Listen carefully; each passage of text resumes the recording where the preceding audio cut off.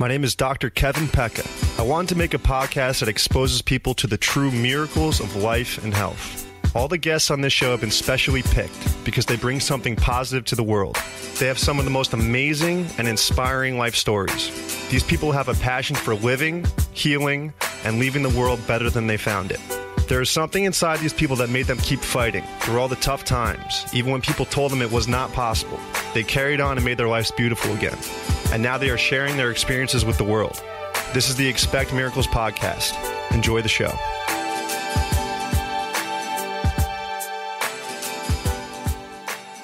Today on the Expect Miracles podcast, we have Dr. Bob Levine. Dr. Bob is one of the most fascinating people I have ever had the pleasure of sitting down and speaking with. That is why this episode is almost 2 hours long. He is full of wisdom, he is extremely passionate about what he does, and he is a natural healer. Dr. Bob has spent the last 30 years researching the root cause of neurological and psychiatric illnesses. He uses mind-body therapies, guided meditations, acupuncture, soft tissue therapy, movement education, and holistic nutrition to do so. What makes this all very interesting is that Dr. Bob got his PhD in pharmacology from George Washington University. Today, he speaks about why he switched over to holistic medicine and how he developed the automatic pattern interruption method to help heal major chronic illnesses. Please welcome Dr. Bob Levine. Today on the Expect Miracles podcast, we have Dr. Bob Levine. Dr. Bob, how are you? I'm wonderful. Thanks a lot. Appreciate it, Kevin. I'm very excited to have you on the podcast today. You're doing a lot of great work over there. So, Doc, where are you from originally? Oh, boy. Well, I grew up in Washington, D.C. area. Got my PhD from George Washington University. That's a great school. Yeah, thank you. Before that, I got a football scholarship at the University of Massachusetts. I played college football, and that was a mess because, back then, I'm 64 years old. So back then, we didn't know about concussions, and it was just crazy. Different game back then. So anyway, I had my share of injuries. I've had 3 ACL reconstructions. I've had 2 total hip replacements because the football and skiing just destroyed my hip joints. But that's a miraculous conventional medical surgery, the hip replacement. It's an hour. It's amazing. It's like a new life. So I love it. So alternative medicine or holistic medicine can't solve everything. I can tell you that. No, there's definitely a time and place for surgery. That's right. Yeah. But anyway, so I went out to the Detroit, Michigan area, and I ended up at Henry Ford Health System directing a neurology research lab. I did brain research for a little over 30 years. And you have your MD at this point? I have my PhD. I'm a PhD. In, okay. Gotcha. In pharmacology. Yeah. Right. Gotcha. So I took all the medical school classes with the medical students at George Washington and feel badly for the physicians. We can talk about that later, but like you're a chiropractor, you got tools. Yeah. You get tools to work with at work. Yeah. Unfortunately, a lot of the physicians in general practice, the ones who are relying on pharmaceuticals, they don't have a lot of great tools to work through their trade, and they want to help people. Yeah, they definitely do want to help people.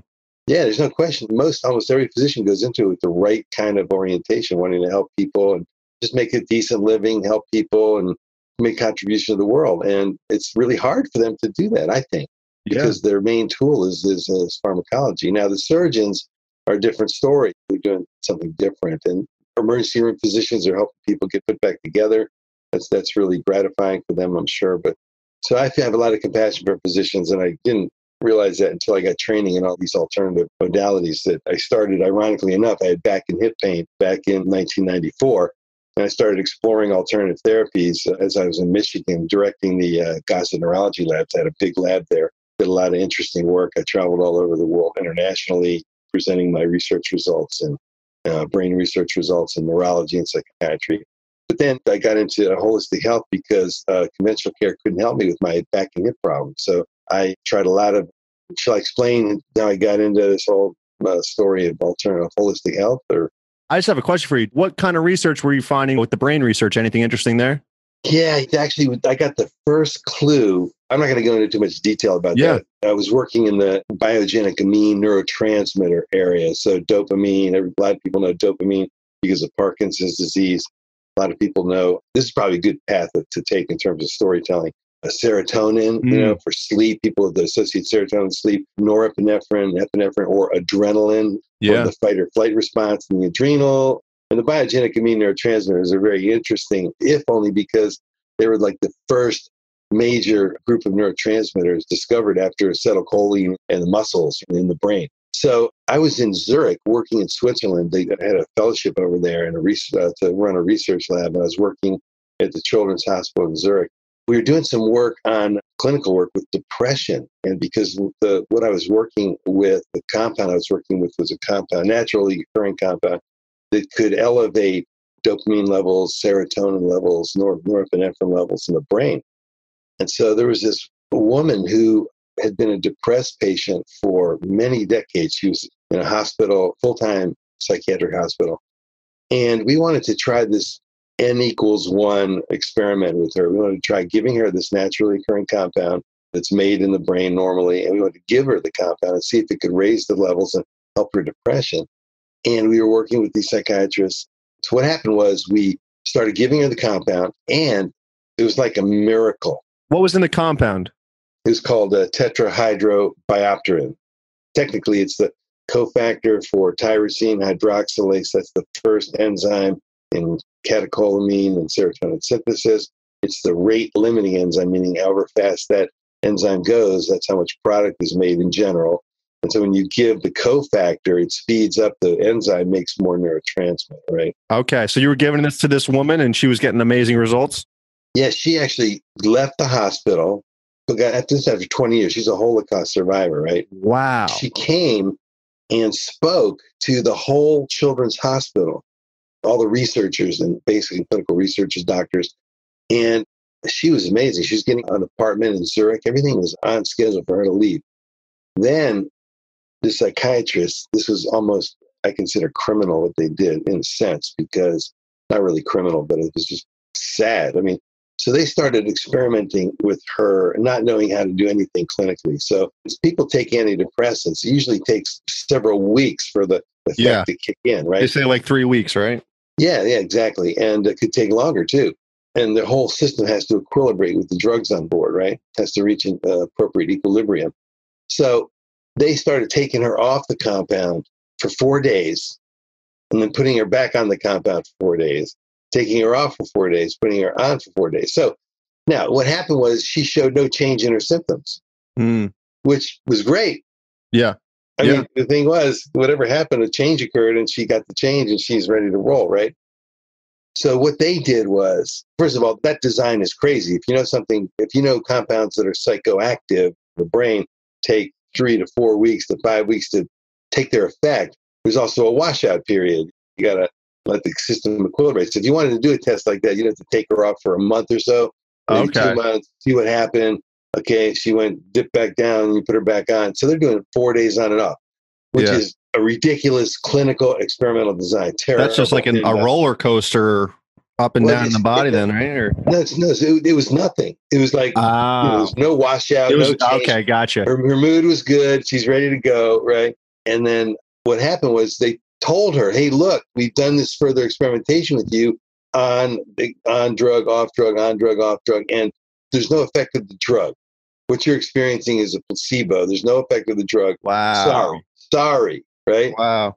She went back down, stayed in the hospital. I talked to her afterwards. I mean, I never met a woman who was so depressed before, so wonderful for quite a long period of time while she was making her arrangements to move into apartment in Zurich, and then afterwards being so depressed again. Did you know they were doing this at the time? They didn't tell us. Oh, man. So you're probably just like, what is going on? This woman was doing so well. Why would you even do that? And why would you tell her? So look, anybody is into holistic health now, and I'm hoping that physicians will start to learn this more than they already know it. But the language that people use is so important because it's predictive of the future. We call it the future vision. So you got to speak in a way that's respectful of the fact that everything that's said is being incorporated into a person's subconscious, right? The subconscious mind is the controller of everything.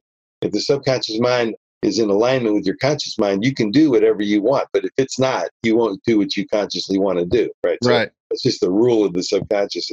It's a universal law, basically. So this one poor woman was depressed. There was no pulling her out of it, and she just stayed in the hospital. I'm sure she was there till the end of her days. Jeez. That's where I got the first glimpse of, and I didn't associate it at the time. That was back in the 80s. It was the first glimpse of automatic pattern interruption, because the drug interrupted her pattern and gave her freedom from the pattern. right? The compound. Yeah. And that's exactly what all practitioners, every one of us, you, me, everybody else, that's what we're trying to do. We're trying to interrupt people's automatic patterns that are driven by the subconscious that keep them locked into a result that they don't want, like chronic pain or sleep disturbance or anxiety, fatigue, depression. And we want to interrupt the pattern. And then we want to help them replace the dysfunctional aspects of what they were doing and thinking and saying and feeling to the functional aspects. Right. And that's the whole chain of interrupting the automatic pattern and replacing it. That's what we do now. And it's really challenging, which is why a lot of practitioners of any modality can be ineffective, because you see somebody once every 2 days, once a week, they go in for help, they feel better. And I've had this happen to me. I'll work on somebody, they'll feel better. Then they go out, and this is my early days of treating people after I was able to heal myself from a hip and back problem. Started getting training in all kinds of therapies, deep tissue manipulation for postural balancing. That was developed by Paul St. John. I don't know if you're familiar with him. He's a brilliant practitioner now. He calls it neurosomatic education. That's what he teaches it now. Basically, it's working on the soft tissues of the body to create postural alignment. So if the shoulder's high and the shoulder's low, you're going to work on the muscle that's too tight in contraction, leaving this shoulder high, and then the muscle that's compensating by pulling this shoulder down. You got to rework on these to release it. Yeah. And you can do that throughout the body in every of the many dimensions of the body, three-dimensional plane. So anyway, I got a lot of training back in the mid-90s, and I started acupuncture, mind-body therapies, hypnosis, nutrition, movement education, really vital. Movement education is one of those vital modalities, because the average person takes between 30,000 and 50,000 repetitive movements a day. That's a lot. Yeah. And most people are doing them incorrectly. Right. They're also doing them in a patterned way. You can think of those movements like repetitive motion syndrome, a fancy name for somebody who's on the assembly line and they do this with the same hand all the time, all day long. And people wonder why they're in pain, right? Yep. So movement education is critical. We developed a technique called effective muscle release. My wife, Charlene, and I, who she's trained like I am, only without the PhD. She always kids me about that. What's effective muscle release? Because we have there's like myofascial release, active release. How is that different than this? It's different in the sense that when I was doing soft tissue work and I would take a muscle that was like, working on this muscle to release it, I'd work it, I'd get the release temporarily, right? Mm-hmm.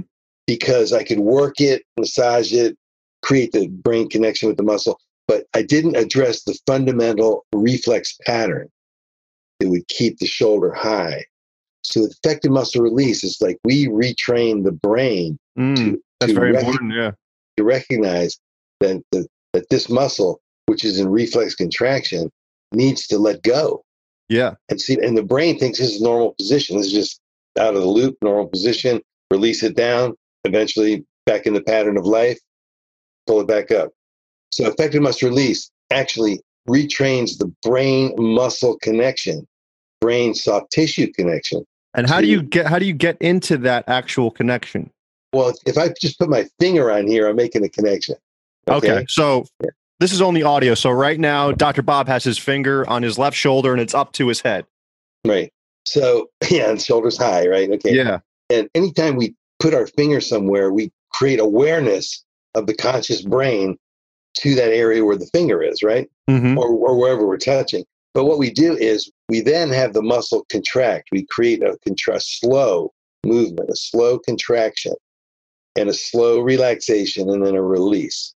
Gotcha. And you can do that. So we contract, raise the shoulder even higher towards the ear, and then we coordinate it with breath, nice and easy. And then we inhale, contract the muscle, exhale, relax, and then at the end we let it release. Gotcha.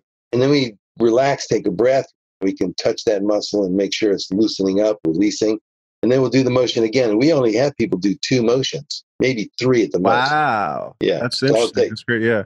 So it's not about speed. It's not about endurance. It's not about exercise. It's nothing. It's all about brain reeducation. So, and mind-brain connection reeducation, because it takes the conscious mind to direct the brain. The conscious mind is what directs the brain. Everybody talks about, oh, the brain, your brain is doing this. No, the brain is just doing what the mind is telling it to do. Mm-hmm. So everybody wants to know that. So if we focus on life is terrible, we're downtrodden, it's unfair, we're victims of life. That's going to have the brain working throughout our body to bring all of that scenario to our life. And that's what leads to ill health down the road in the future. So Yeah. that's why we use guided meditation. I was just about to ask you about that. Yeah. So what kind of meditation do you use for your patients? Yeah. And what benefits do you see from that? Yeah. Well, my philosophy is meditation is great. Unguided, like self-meditation, is phenomenal. It's great. Yeah. It's way inferior to guided meditation, where there's a language, there's a voice, there's a trained individual like a hypnotherapist or a guided imagery person or whoever who's developed the relaxation, the guided meditation, the relaxation audio track that the person can use over and over again. So we provide audio tracks so the person can harness the power of their mind and get alignment of their conscious mind to their subconscious mind. So the subconscious mind gets on board with what they want.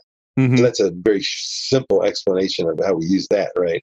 Yeah. So we've got guided meditation, effective muscle release, the physical activities of daily living. We want to teach people how to do these 30 to 50,000 repetitive motions a day. That would be teaching proper walking, proper sitting and standing, bending and reaching, and everything that they do that's repetitive, right? So they start to have the conscious mind awareness of, wow, I'm doing this repetitively. Yeah, that's got to be step one, right? So I have a question for you. Somebody that is on the assembly line, picking up a box on the right, bringing it across their body, putting it to the left. They do that hundreds of times a day. That's got to be a little tough to rework that pattern. No, especially if that's what they do like Monday to Friday. How do you get them out of that pattern? Well, if you remember, so that person, we would teach us their own unique effective muscle release routine. Right. They would have the regular ones we teach, and there would be a separate one. But the thing is, so they get breaks all the time on the line. So yeah, I said it only takes 2 motions. It takes 3, it takes 5 breaths and 2 motions. Breath in the beginning, motion number 1, a breath in the middle to relax, to make sure to check on release, motion number 2, and then breath number 3, which is the relaxation breath at the end to just make sure that everything's loosened up. So that takes all of every effective muscle release motion will take all of about 30 seconds. So they could do that by themselves.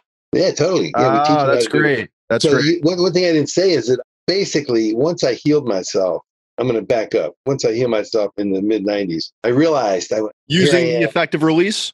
No, we created that ourselves. Shirley and I created it ourselves. So you were doing the manipulation, you said, and I basically visited chiropractors, acupuncturists, stress management people. You were kind of putting it all together. Actually, you'll be thrilled about this because what solved my problem was actually an upper cervical release. Yeah. When nothing else would work. So I can give you a big shout out for what you do. Yeah. But no, it wasn't an upper cervical chiropractor who. It was an upper cervical type manipulation. It was a neuromuscular therapist. It was a neuromuscular therapist. That's what got me onto neuromuscular therapy in the first place. That's great. With Paul St. John. But here's what happened with me. So my hip was tilted and it was locked in the tilted place and there was nobody that could release it. The general chiropractors, the acupuncturists, the movement, and even the movement educators, because I had a PhD Feldenkrais movement educator working with me. I don't know if you know about Feldenkrais movement education. That guy was a brilliant movement educator. And Thomas Hanna, another movement educator, trained with him. And Thomas Hanna, he has a really great book, by the way, called Somatics. That's a worthwhile book for you or anybody to read. We have our patients read it too. Somatics by Thomas Hanna, Hanna. Our whole effective muscle release method is based off of what Moshe Feldenkrais and Thomas Hanna developed. And we've streamlined it, made it faster, more effective, and which we love. You know how they say you're always building on the shoulders of great people, right? Yeah. So back in 95, once I had spent 6 months, $6,000, nothing except for a lot of feel good and a little bit of improvement. Every little bit can help. Yeah. It's not like those therapies didn't mean anything to me. Absolutely. They were building off each other in some way. Yeah, right, exactly. But in the end, I still had this hip was like this. People thought my leg was, one leg was longer than the other, and a tilted hip. And I keep forgetting we're not visual, so there's no point doing the visuals. So I have to speak the visuals. So in one session, this St. John neuromuscular therapist, this petite woman, really good friend of mine, I love her for how she helped me. And this was in the beginning of, this is back in 94 and 5 when this technique was kind of new that Paul St. John had developed. We had been developing it for a while, but it hadn't really gotten really super widespread. And in one session, she leveled my hip And the thing is that it was hilarious. I mean, I wish I had a video of this session because this would be on America's Funniest Videos. It would be an education to every practitioner of the healing arts. I mean, together, and I'll tell you why in a moment. The reason I knew my hip was level is because I always knew my hip was tilted because my belt line was always tilted on the mirror. Yeah.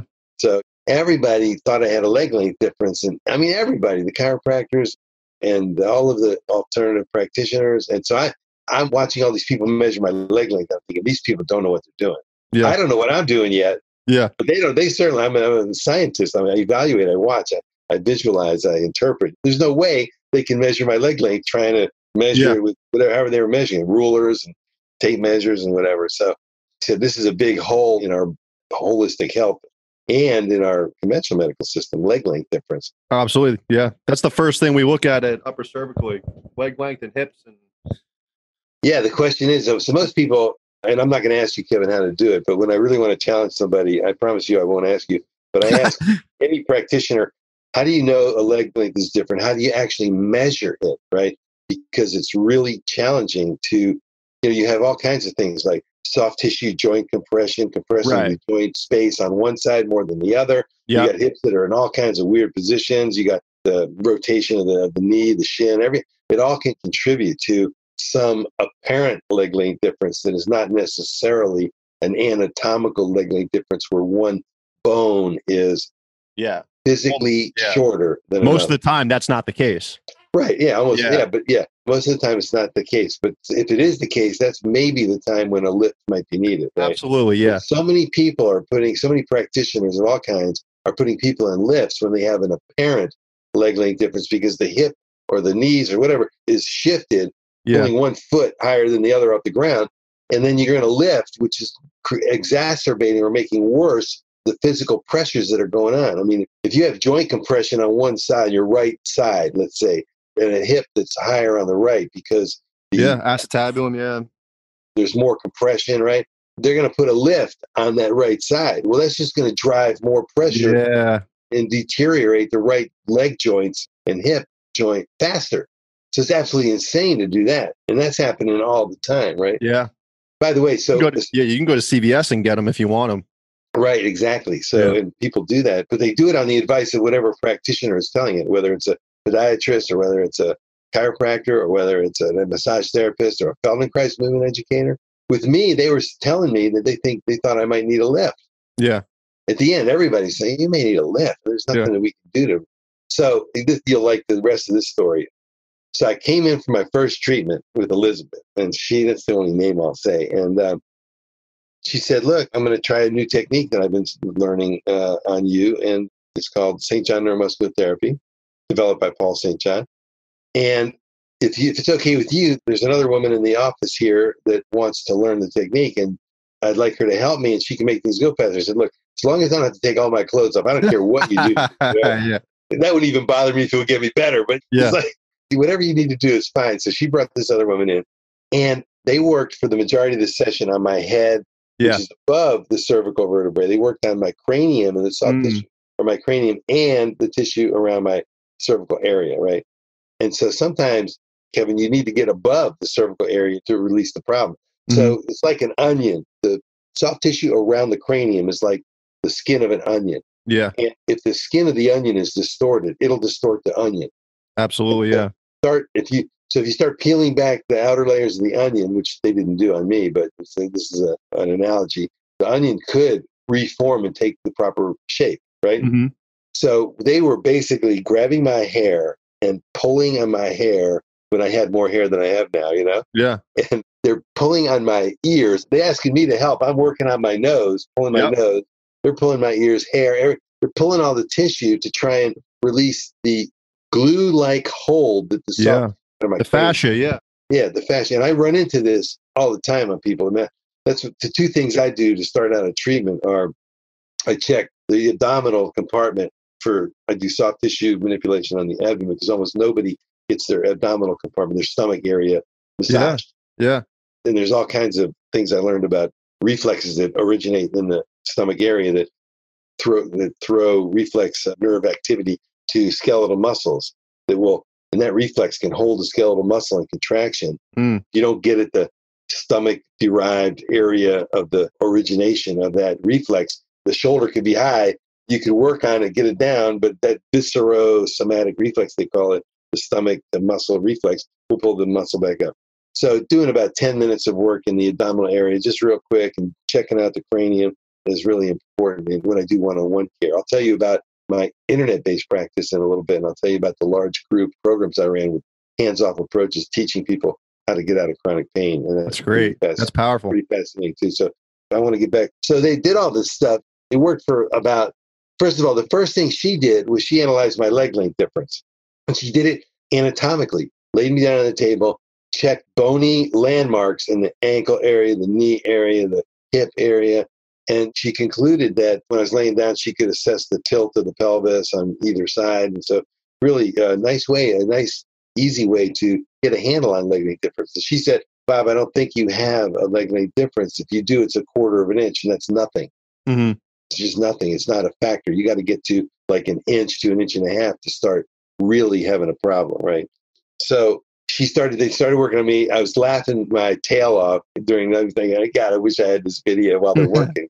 It was so funny. I mean, I'm thinking to myself, because, as a scientist, trained scientist, at that point, I was trained up for about 20 some years. I was in the conventional research and medical paradigm to show me the data. If there's no data for it, it's not real. Yeah. I called everything I was doing was voodoo care. Well, you must have been in a lot of pain for someone like you. Like you said, you're very scientific and someone's doing all this stuff on you. This is probably like your last resort. Like whatever you got, I'm in. Yeah, exactly. I said, I don't care what I have to do. If I got to go to India and sit in a dark cave with I'll do it. Nobody's going to operate on my hips. And they told me, my conventional medical doc friend said, you got to wait as long as possible to get a hip joint. Why is that, huh? Well, they tell you to wait as long as possible because the hip joints have a certain lifespan. They want you to outlive the joint. So at that time, I was about 40 years old, roughly. I'm thinking, oh, great future. I'll suffer in pain, limping around, gaining weight because I can't do sports for 25 years, 65 years old. I'll get the hip so it can carry me to 90. What a future is that? Yeah. So that's when I said, I don't care what my default thinking is about this stuff, which I call voodoo care. I'm just going around and doing it. And I did a lot of strange stuff. And I got to thank Landmark Education. I don't know if you're familiar with them. That's a beautiful program, the Landmark Forum. That's by Landmark Education. I recommend that to a lot of my patients because I can save them money. Mm-hmm. What's Landmark Education? Yeah, you want to know about this, Kevin. I'll tell you about it briefly. Look it up online. It's a transformational seminar which is designed to help people understand how they're in their own way of getting the results they want. And people are always in their own way. There's nothing else. Nobody's in anybody's way except for ourselves, but we want a result. So I think it's Landmark Education or landmarkworldwide.com or landmarkeducation.com will take you to landmarkworldwide.com. They have a whole lot of programs. I've done many of their programs, but the first program is so significant because it's the first step in being freed up from what I call in my language, the automatic patterns that keep us stuck. That's just another way. And that's what everybody's trying to do. And everybody wants to create change of any kind or achieve change. They have to either as a practitioner or a seminar company, they have to help people or leadership training. It doesn't matter. You have to help people identify and interrupt their automatic patterns that are driving them in a direction they don't want to be driven. Absolutely. Yeah. They want, right. So that's just the way of doing it. It's very inexpensive. I think it's around $600 roughly for a Friday, Saturday, Sunday seminar. And by the end, you come out, it's like, wow, yeah, I'm free. Yeah, reset. Freedom only lasts as long as you can sustain it. So that's why they have other programs and they encourage you to take them. If you're really a good student, you can learn how to be free and stay free for quite some time. They have some inexpensive weekly seminars that help people stay engaged without having to take more, I would say, expensive programs. Least expensive, highly effective transformational training that I know of. And I've spent hundreds of thousands of dollars in growth and development seminar training with my wife, Charlene. So we always go back to the fact that Landmark is the place to start before you do anything else. Because everybody's got to teach what Landmark teaches, and they don't do it as well. Yeah. So if somebody does Landmark, then they get that kind of really hard, great, fundamental, simple training about, and I'm just going to say automatic patterns. That's not what they call it or anything, but I'm just we're on the topic of what keeps people stuck. They do the best core training in helping people get released free from that. Yeah. Then go out and train with Tony Robbins or whoever it happens to be. Go out there and get that training, because that fundamental core training, I've not seen it done with anybody else at a high level. And we pay thousands of dollars for seminars. It's really great seminar leaders. Yeah.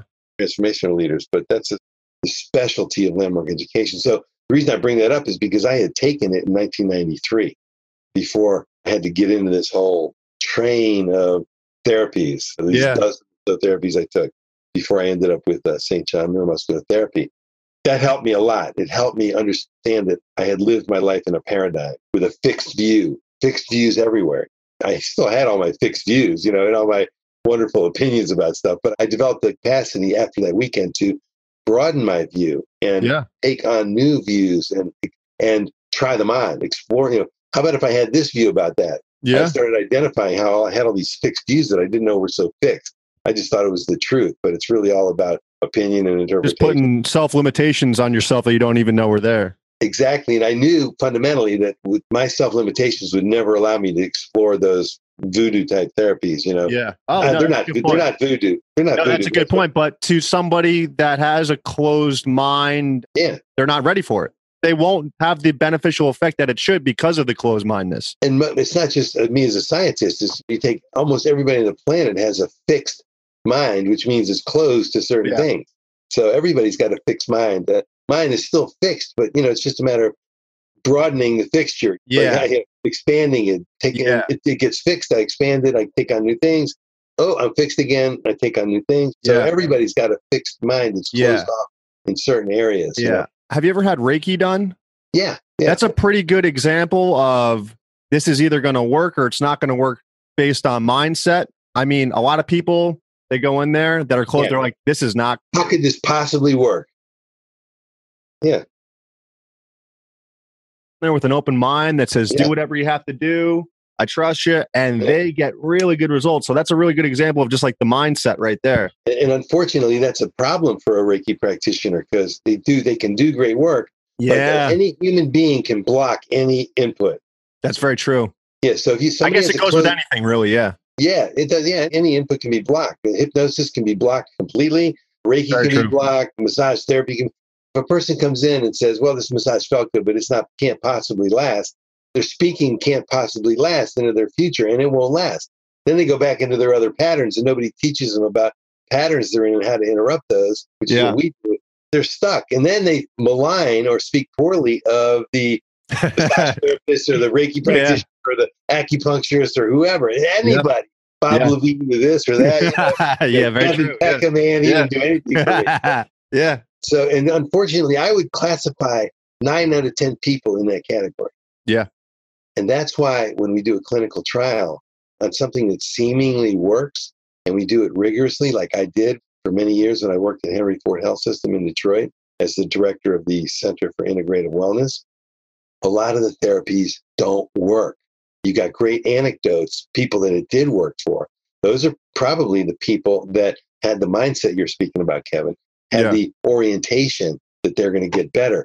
And that's why in our programs now we teach what we call future visioning, true future visioning. Like if somebody says to themselves, this can't possibly work, that's their future. And we call it a corrupt future vision. It's like a computer file that got corrupted. It's going to go, not work, doesn't work, no matter what you do. So, and I learned this is going to transition. I just want to come back and talk about clinical trials and use an alternative therapies. But that's the compassion I feel for one-on-one holistic practitioners.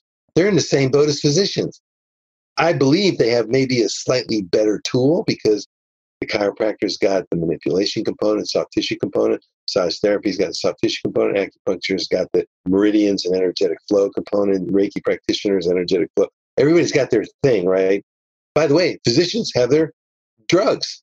Yeah. Which in the case of this woman in Switzerland were great. And some of these drugs, see, the thing is, I got to digress a little bit or take a tangent to say that I believe that the drugs could be valuable, if very valuable, without all the litany of side effects you see on TV, with all the ads where you could get all these disorders and side effects and die while all these people are having a great time showing you how great life is in their bathtub or with their family or, It's comical. Like it's like heart attack, death, stroke. It's comical and it's sad. Yeah. because they're using the video of the people having a great time as a distraction while they tell you all the stuff they can do to you. However, I believe the drugs could be valuable as automatic pattern interrupters if we would use them that way. But we don't.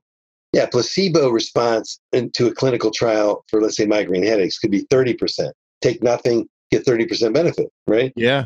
Take the drug, get 40% benefit. Oh, it's 10% better. So the placebo response, 30% placebo response, 40% drug response. I learned this from Dr. Wayne Jonas, a brilliant holistic health physician who's the president and CEO of the Samueli Foundation out west. He just wrote a book called, I think it's called Healing Works, and that's the title, but just check out Wayne Jonas. Brilliant book, fantastic. You gotta get that. And I always talked about how if placebo is so high in terms of the response rate, why is that not offered to people as a possibility? Like, here's one pill, it's a placebo, it's got nothing in it that's thought to help you, but it helps 30% of people who take it. Here's this other pill, it's a really powerful chemical that's 10% better, it's 40% chance of better. So you got a 10% more chance, and you get the side effects of blah, blah, blah, blah, blah, Yeah. and death, Yeah. You can start whatever is your choice. What do you want to start with? You come back and get, if you start with one, doesn't work, you can come back and get the other. So, but they don't treat it like that. So, and the drug company knows it. And it's like the paradigm is test placebo, you get X%, test drug, you get 1.2X%, meaning it's a 20% better response, right?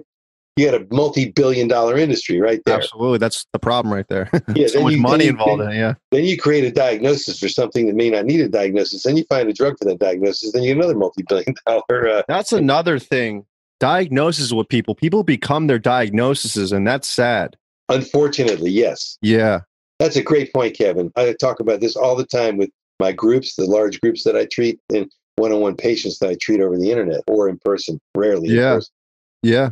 Because a diagnosis is simply a snapshot in time. And everybody's running around trying to get a diagnosis. It's like, hey, man, if you can run around and get and see all the doctors you want, and they do a great job of analyzing you and evaluating you and checking you out, and there's all kinds of imaging and chemical tests, blood tests, and they can't find a diagnosis. Thank God they can't. Yep. Those are the patients I love. Yeah. Like, okay, they checked you out thoroughly. I know you don't have a hidden tumor somewhere. Let's get to work. What are your symptoms? Forget the diagnosis. What are your symptoms? Let's work on, I always work on symptomology because I don't care what somebody, like when I was 40, I had the diagnosis of severe degenerative osteoarthritis in both hips. Yeah. And I was in pain. Well, guess what? I got myself out of pain. Yeah. I lived for 22 years out of pain without hip pain, with my hips a mess. And finally, about 2 years ago, well, the hips were done 2 years ago, about 3.5 years ago, it was over. Pain started coming on. The hip joints were so restricted. It was hard to walk. I couldn't spread my legs to the side past my shoulders. It was a balance problem. And I was used to playing sports, biking, rollerblading, swimming, basketball, everything. And I couldn't do anything except be in pain all day long, every day. And there's nothing I could do. Knowing all that I know, I was done. I was at the end of the line. When the hip surgeon did the hip, my orthopedic surgeon did the hip replacement, he says, I don't know how you're walking around. I mean, I've had people in wheelchairs where their images are 10 times worse than yours. Yeah. That's a tribute to the kind of work that we do as holistically oriented practitioners. Right? Yeah. Dr. Bob, I have a question for you. How do you feel about, because this is happening a lot, wrongful diagnoses? So say somebody gets a misdiagnosis of multiple sclerosis and the doctor tells them, listen, you're going to start losing function in your arms and legs. You're going to be in a wheelchair in 2 years. And they don't have that, but that could definitely happen with what that's engraved in their brain. Do you think? Totally. Yeah. Right. Listen, that doctor, it's like, we got to teach physicians how to communicate with their patients so they don't drive them to a corrupt future vision of you're screwed. Absolutely. Yeah. I mean, this is a big problem. The doctors have to reveal side effects of a drug. So like a cancer doc will say, hey, look, I'm going to try this and this could work for you. I just have to tell you that side effect is this, this, this, this, and this. The last thing you tell somebody is what they're going to walk away with. Yeah. Yeah. Because you don't know. You don't have that power to tell anybody that. Let's just switch the order around and say, look, we're going to try this compound, okay, this chemotherapy, or whatever it is. We're going to try this medicine for your migraines, or we're going to try this for your gastroesophageal reflux, your heartburn, whatever the condition is, it doesn't matter. So this is a very potent compound, and it can be very effective. It has some unwanted side effects with some people. See, the side effects don't happen with everybody, so they should say that in a certain percentage of people, there are side effects. In another percentage of people, there are either none or very minimal, and you don't even know that they're there. Here are the ones that you could possibly have. Bing, bing, bing, bing, bing, 1, 2, 3, 4, 5. Now, remember that that's only in a percentage of people. So you want to think of yourself as a person who's free of all of that. You're absolutely free of that going forward. Just you want to focus your mindset on that. And you want to focus your mindset on this chemical, which can help you this way, it can help you that way, it can relieve symptomology this way. It can give you a 4-hour erection. You may want to have to edit that out, No, is that the craziest marketing in the world? Yeah. Hey, if you have a 4-hour erection for erectile dysfunction, you got to go to the hospital immediately. I mean, talk about a way to pull people in. It's like, wow, man, if I have a 4-hour erection, I ain't going to the hospital. So, okay. Hopefully you can either leave it in if you like it or seamlessly edit it out. But anyway, that's on TV, so everybody's watching that anyway. So that's their subtle way of saying this is a benefit you can get from this pill. So we need to have all practitioners, every single kind, because it's not just physicians, it's everybody. Yeah, you're right. It's everybody in conventional care, and it's almost everybody in holistically oriented care. So we can't leave anybody out of this, and we can't say, oh, one segment does it more than the other. The only reason it's really important for physicians is because there's way more physicians around that are controlling the activity of way more patients. Holistic health is a drop in the bucket. Yeah. Tiny drop in the bucket compared to what's going on in conventional care. So we need to teach everybody. So you would change the way you speak so the last thing you leave the person with is what you want them to remember the most, right? And you also want to help them shape. And how long does it take to shape somebody's future vision? It takes 30 seconds or less. You want to think of, because people don't have side effects, some people don't have side effects, it would be valuable for you to think of yourself as a person who will be totally free of these side effects. That's it. That's all you got to do. It's your choice. You can think of yourself that way, or you can think of yourself the other way. Do you tell your patients that? Every word I say, Kevin, is affecting their future vision so that it's true for them. So if I say something, this is what you don't want, well, wait a minute, this is what you want. So I'll say what you don't want first, if I ever say what you don't want. But I say that to just focus them on, this is what you want to be moving away from. Mm-hmm. This is what has not worked for you. Now, this is what works for you. We always end with that and what you want, right? Yeah. So many people are focused on what they don't want. Like, I don't want that. I don't want to, first of all, the classic is, I don't want to be like my father. I don't want to be like my mother. Mm-hmm. So that's called resistance. Yeah. I'm resisting my parents. And so resistance causes persistence. All those people end up more or less just like their parents. Resistance causes persistence because their focus, first of all, they're resisting anyway, and that's where their focus is on. Yeah. So resistance causes persistence. So a lot of the high-level trainers around the world who lead big-time seminars will say, whatever you focus on expands. If you're focused on how you don't want to be something, that will expand. It'll take over your life. Yeah. So that's why we always want to be careful. So Charlene and I have, Charlene has a degree in communications, and we've taken a ton of seminars, and we've developed our own communication, trained thousands of people in communication. We have our own communication system that we use now, which is, it's the same and it's different from everybody else's, right? But it's really simple. It's got to be simple. Yeah, definitely. It's got to be easy, and it's got to be something that people can learn. And so we use guided meditation to reinforce learning. It's an accelerated learning technique. So we can help people reprogram their own subconscious mind the way they want to get the result they want, right? So we ask people when we give them guided meditation tracks or hypnotherapy tracks, whatever you want to call them, we say, listen to this like you're listening to a lecture, wide awake, take notes, and write down any questions. Make sure you can agree with every word in it, because if you don't agree with something, don't listen to it anymore. Contact us, tell us what's bugging you, and we'll work it out.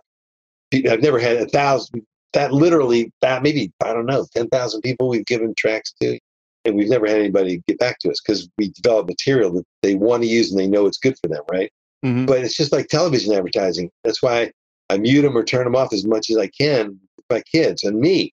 I don't want to listen to that stuff over and over again. TV is poison. Television is poison. Turn around. Yes. Turn it off and turn around.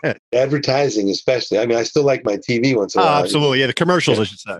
The commercials. Yeah, exactly. It is. That's how we handle hypnotherapy and guided meditation. It's funny. People think hypnosis is something where you're giving control over to somebody else. That perception is absolutely 180 degrees backwards. when somebody does a hypnotherapy session, that hypnosis is allowing them to gain control of their mind, because hypnosis is designed to allow people to access their subconscious mind. And the subconscious mind drives life. If you want to change your direction in life, you've got to reprogram your subconscious. You've got this, all the automatic patterns reside in the subconscious mind. If they were conscious, people would just say, oh, time to change. Oh, yeah, great. There's the pattern. We'll change it. We wouldn't have any suffering going on. Ill health is due to the subconscious mind. How do you snap somebody out of like these repetitious patterns? Because a lot of people don't even realize they're doing it and are satisfied with the life they're living. But like, you'll talk to this person, you're like, why the hell is this person like that? They have no idea that they're doing this. Look, everybody has to become somehow satisfied with whatever life they have, because it's safe, it's comfortable, and they have no way out anyway. Mm-hmm. You know what I mean? So they have to justify in their mind why their life is okay. Yeah. Yeah, my life is okay. You know it's not okay. You want it to be different. Okay, when somebody says to me, my life is really okay, I said, great. Now, if you could have anything you want, how would you want it to be different? And they always have something. Yeah. Unless they're just totally deluding themselves, or they don't want to, or they don't want to engage in the conversation, right? Okay, so you like your life. Great that you like your life. That's fantastic. By the way, that's the first step in change, is you got to be okay with, you may not have to like it, but you got to be accepting of wherever you are. Most people are not. They're resisting where they are, because they have ABC and they want ABC. And they don't want ABC. They want XYZ. Yeah. So they don't like it. Yeah. You don't have to like your life. We teach a concept called being accepting, which is really vital. It's like being open to what's happening around you, being okay with it, whether you like it or not, or whether you agree with it or not. That's because being accepting allows you to let go of resistance, and that's vital. So we go into a whole thing about being accepting. We teach about being accepting. We teach about being forgiving. One of our key principles is teaching the art and science of being, the way of being that you express. That somebody like that. Yeah, and nobody teaches it like we teach it, and to the extent that we teach it. And here's the bottom line about that. Every action somebody takes is driven by the way of being they express. So if there's abuse going on in the household and one spouse hits another, that's being driven by a way of being called being angry. The action taken is always consistent with the way of being. And the ways of being that are generated are usually automatic and part of the automatic pattern, which is why everything is persisting that people don't want. So if somebody is hugging someone gently and in a nurturing way, that would be driven by not the way of being angry, but the way of being loving. Mm-hmm. Right? So the action is always consistent with the way of being expressed. And everybody is expressing a way of being every moment of every day. So the actions that are being taken are consistent with the ways of being that are expressed in each moment every day. And if the way of being is what we call a corrupt way of being, it's an unwanted, undesirable way of being, people are going to take actions that they don't want. And they're going to produce results they don't want. That's why everybody's stuck with results they don't want, because they think that they keep trying to change actions without understanding that the being is driving the action. So you can't stop eating the chocolate cake till you shift your way of being and you shift your future vision about yourself. Do you think the subconscious is driven mostly by learned behavior and environment, genetics, a little bit of both? No, I think the subconscious mind doesn't have too much to do with genetics. But I used to be a big fan of genetics. I'm not such a big fan of it anymore, because, in fact, when I finally have enough resources, I'm going to do a clinical trial, and I'm going to take the most genetically linked condition that has symptoms that I know I can relieve easy, right? And I'm going to do a clinical trial showing that I can take this highly genetically linked condition with these symptoms, and that everybody says, well, this disease is definitely genetically driven. And I'm going to wipe out those symptoms. Yeah. Then I'm going to say, okay, tell me about your genetics now. Yeah, that's a good point. Yeah, I agree. In 1 month or 2 months, I'm going to completely eliminate the symptoms. And I'll do it in a group setting. I won't touch anybody. And I'll do it with 100, 200, 500 people. I don't care. And then tell me about your genetics now. Because if somebody's got to blow a hole in this genetic research that's going on, and I'm probably going to piss off a lot of genetic researchers. But my background is in, I have a strong background that's included genetic research. You know? Yeah. The problem is that I've seen it with people. I've seen it because I can interrupt. Like, I'll give you one more example. Another great story. I mean, you want to hear a cool story? Yeah, absolutely. Okay, this is in Parkinson's disease. Would you like Perfect. that? Yeah. So the Parkinson's disease is a challenging condition. And people think that in science, in research, we say that you've got to, the person who ultimately expresses the symptoms of Parkinson's disease loses either 90 or 95%, probably 95% or more of their dopamine neurons in the area of the brain called the substantia nigra. So once these dopamine neurons die off, then the person starts getting the symptoms of Parkinson's disease, the shaking, the rigidity, everything that goes along with the shuffling, walking, the shuffling steps. And L-DOPA, which is the precursor, L-DOPA is converted to dopamine in the brain. That was a miracle drug back in the 60s because everybody's I wasn't doing research back then. I was born in 54. So in the 60s, I was still having fun as a teenager. But but they started doing work with the dopamine system. Tyrosine gets converted to DOPA. DOPA gets converted to dopamine in the dopamine nerve cells. Dopamine gets released. It stimulates the receptors on the downstream cell, and everything works normally. And when those cells die, they discovered that you could give L-DOPA to patients orally, and it would cross the blood-brain barrier because of its chemical nature, and it would get into a lot of different cells and get converted to dopamine by the enzyme called DOPA decarboxylase. And so they would be converted to dopamine. And then miraculously, guess what happened? All the shakes went away and the tremors went away, everything. So, and that was the miracle drug. And that was to me, that was a reinforcer of pharmacology because we already had all the vaccine stuff and antibiotic stuff. But now we had something in the brain. That the brain is the ultimate black box, right? So what we didn't really focus on, which is a PhD, non-clinician, I didn't know, and clinicians weren't really talking about this with anybody. The L-DOPA duration of action, in other words, help to the patient, was about 4 years on average. And then it was over. Okay. So what good is that, Kevin? What's going on there that it stops? Well, I don't think anybody really understands. I think the body comes to an equilibrium. To me, the body's always going back to the dysfunctional pattern it had. So Parkinson's disease could be a dysfunctional pattern. And I view everything as a dysfunctional pattern. Yeah. Dysfunctional automatic pattern. And here's why. This story addresses this unique case. It's an N of 1. In medicine, we call that an anecdote. Somebody spontaneously heals from cancer. It's an anecdote. Well, I like to study anecdotes. I want to find out why 97% of the people died and 3% lived. What is it about the 3% who lived? What's different about them? That's not the way it's been working in conventional medicine for the longest time. We just dismiss it as an anecdote, not worth considering because it's so rare. So we can't focus on that. My thing is, you got to focus on that to find out how to make it not rare. Yeah. Okay, so that's the thing about anecdotes. So Parkinson's patient? That's the background of Parkinson's disease. I just want to explain a little bit for people who are not familiar with the field. So that was work we did with the depressed patient in Zurich. And we're trying to elevate catecholamine and serotonin synthesis. The catecholamines are dopamine, adrenaline, noradrenaline, right? And serotonin is a biogenic amine too. So I was doing work in Henry Ford Health System. My basic research lab was still working with this compound tetrahydrobiopterin and looking at how that whole system interacted with biogenic amine or dopamine, dopamine synthesis, to see how we could raise dopamine levels in the brain for Parkinson patients and also find out what aspect of the system was breaking down. Because here's the sad part about how we got into this paradigm of conventional research. We started to focus on the fact that all ill health was related to dysfunction at the cellular level. And I understand it because I worked there for 20-some years, more 30 years plus. I was looking for how we can solve disease at the cellular level.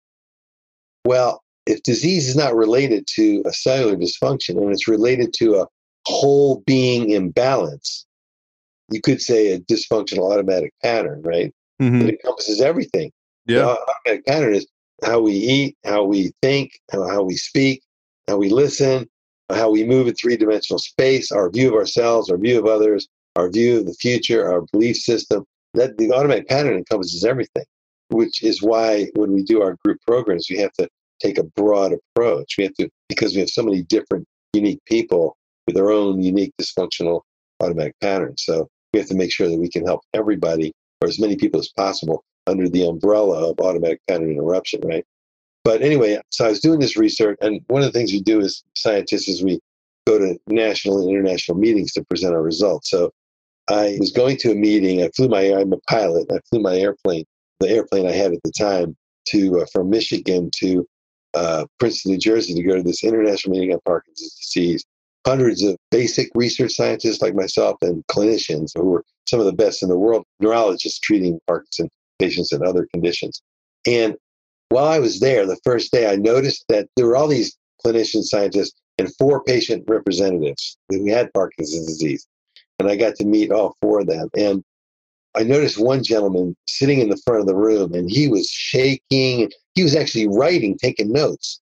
Yeah. His whole body was moving. He looked like a worm on steroids on the sidewalk, squirming all over the place, right? In the same position. And I kept looking, and I had already started my training, been training for a long time in my different therapies, like I had done movement education, I had done the soft tissue manipulation, I had done hypnotherapy training, I had taken a lot of landmark education programs, which is all about being freed up from automatic patterns in their language, and acupuncture and a host of other things that I'm trained in. And so I'm watching this gentleman while I'm listening to the talks, and I'm thinking about how can I help this gentleman? What do I know that I could provide this guy? What's going on with this guy? And I was in the inquiry the whole time that first morning.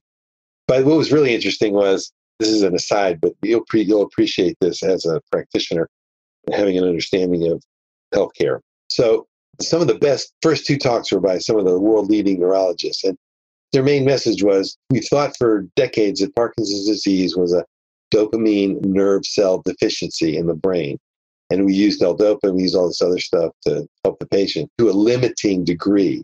So there must be a lot of other things going on neurochemically in the brain that we don't know about yet or haven't studied yet. And there's some new research with this neurotransmitter system like GABA, right? And GABA is another neurotransmitter, gamma-aminobutyric acid, or other acetylcholine, or other neurotransmitters that we're now focused on, substance P, another neurotransmitter in that dopamine nerve system. So those first 2 talks were trying to open people's minds that we got to do more than just the dopamine system, right? Yeah. Then I would say 90% of the remainder of the talks and posters were on dopamine system. Wow. And why is that? Because that's where all the funding is. And why is all the funding there? Because the people who are working in the dopamine system like me are on review committees. Like I was on some review committees, and that's our paradigm. It's our bias. And we want other people to fund our research on the dopamine system. So we're funding other people's research on dopamine systems. It's this crazy network. It's a paradigm, and people we're all stuck in it. So that was just an informational aside. No, that was interesting too. Yeah. So that's where all the money's going for like you say, donate to Parkinson's research. Is it in the wrong area, you think? Not the wrong area. Yeah, that's right. I was just going to say, I'm not going to say right or wrong, but I'm going to say, let's talk about effectiveness or ineffectiveness. Is the money spent effective, or is the money spent ineffective, or less effective, or far less effective? So if you believe that disease is caused by cellular dysfunction, then you want to do research like it's going now. We're looking at every minute aspect of cellular function to find out what's the normal way the cell works and what's the abnormal way the cell works. And if we can find out what the abnormal way is, we can then make a drug correction or a genetic correction with gene therapy, let's say, which hasn't really worked out too well so far. We'll figure out a way, because we've pinpointed exactly the one thing that's going on, right? And we're going to fix that and solve the problem. Okay, so that's one way. And if you like that philosophy, you want to be in our conventional medical research and clinical system, which has an annual budget of... That's where all the money is, right? Yeah. The NIH budget is, I'm going to guess, because I haven't looked at it in a couple of years, I'm going to guess it's around $40 billion, okay? The majority of that, the lion's share of that, 95+%, 98% is going towards that cellular dysfunction work. And that money is controlled by the people who are funded and sit on review committees. And you got to know somebody to get money, in my opinion. That's just how it works.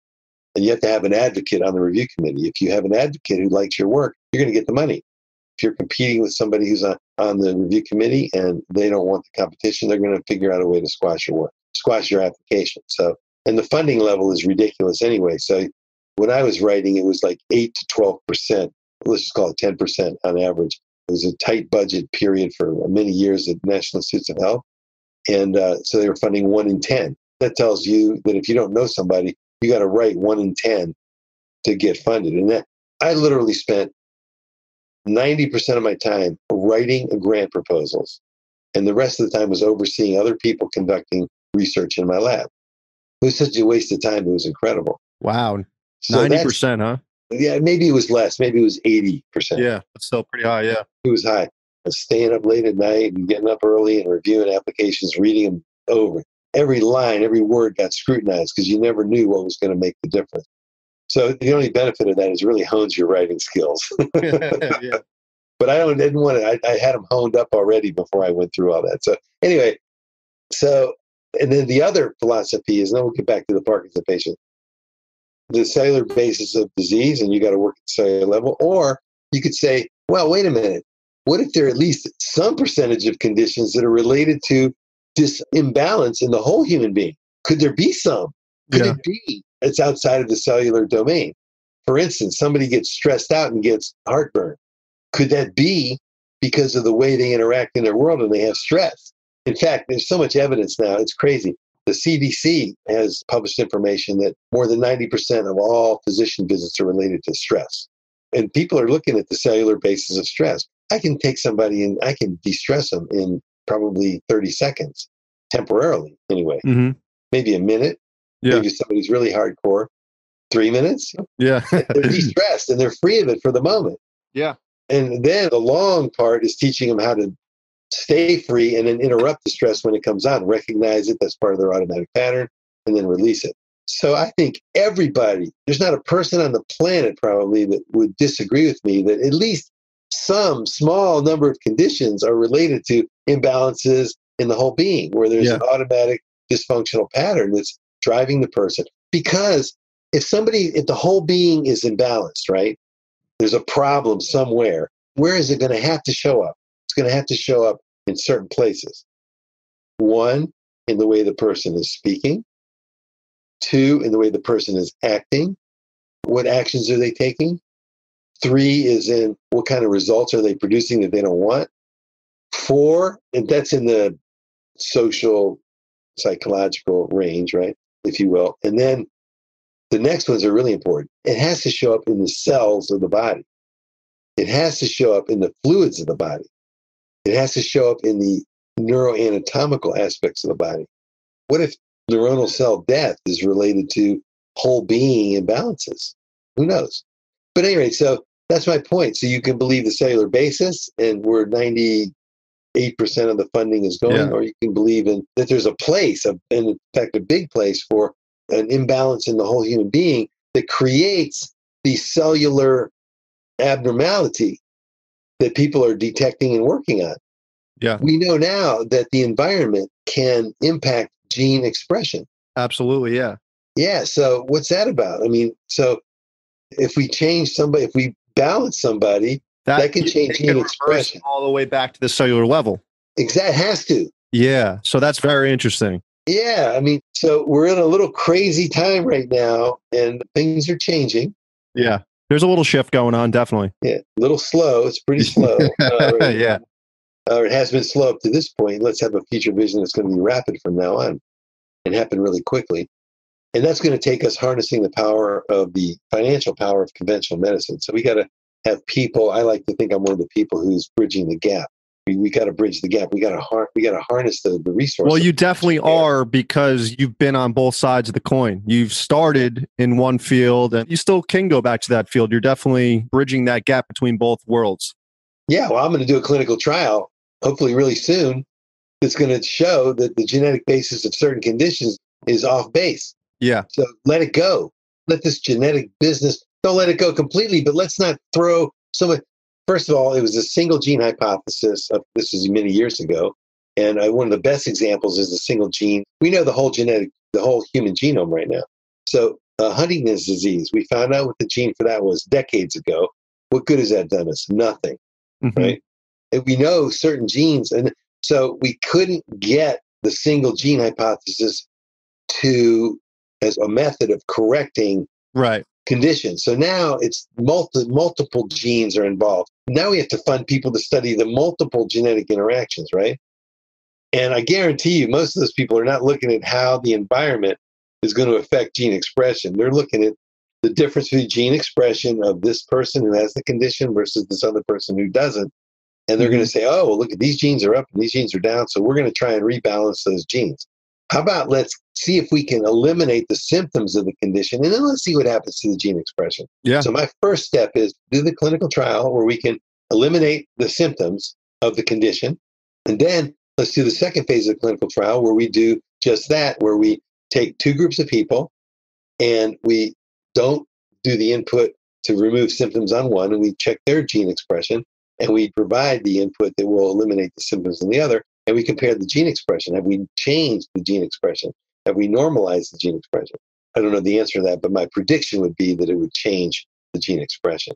And then you have to take a total different view of how are we really working to resolve ill health? Are we really going at it the right way? You know, I don't think we are going at it totally the right way right now, the way the resources are spent. So should we get back to the Parkinson patient? Absolutely. Let's do it. Okay. So I'm glad I can remember where the heck I was in this whole scheme of our conversation, which I'm enjoying very much, Kevin. Thank you. Me too. So I'm watching this gentleman, and we go to lunch, and it was a panel discussion at lunch. And there's a couple hundred people in the room, and there's a panel up there of experts, and they're taking questions and comments from the audience about the morning. So I raised my hand and stood up, and I said, Dr. Levine from Henry Ford Health System, and I just want you guys, all of you to know that in addition to my basic research looking at the dopamine system and Parkinson's disease, I also am the director of the Center for Integrative Wellness, and we're doing a lot with movement disorders in the, quote, alternative realm. So if any of you have an interest in talking to me about what we're doing, I'd love to speak with you, right? I sat down, and then the next person that stood up was one of those expert neurologists from Emory University, Malin DeLong, and he stood up and said, hi, I'm Dr. DeLong. And I just want to say that I want to echo what Dr. Levine's saying, because we're doing stuff too at our institution down at Emory, because we really believe that there's more to it. And as we said this morning, there's more to it than just this one system. And we need to address it in many different ways, including addressing the human condition. So that was really nice. And so at the end of lunch, the only people that came up to me were the 4 patient representatives with Parkinson's. Obviously, what wasn't work, the extent to which their treatments were effective for them wasn't enough for them, right? Absolutely. So they came and they were kind of, what are you doing? What are you doing? So they wanted to know. I said, let's have dinner together. And so 2 of them joined me for dinner, along with this other scientist who, I'm not even sure how he got to our table, because he didn't know he was sitting with this group. There were 4 of us, and he was sitting next to me. And one woman had a deep brain stimulator. That was where the shaking and trembling is reduced by about 90%. So she's still got some shaking and trembling, but abnormal movements. But at least she's not flopping all over the place, right? Right.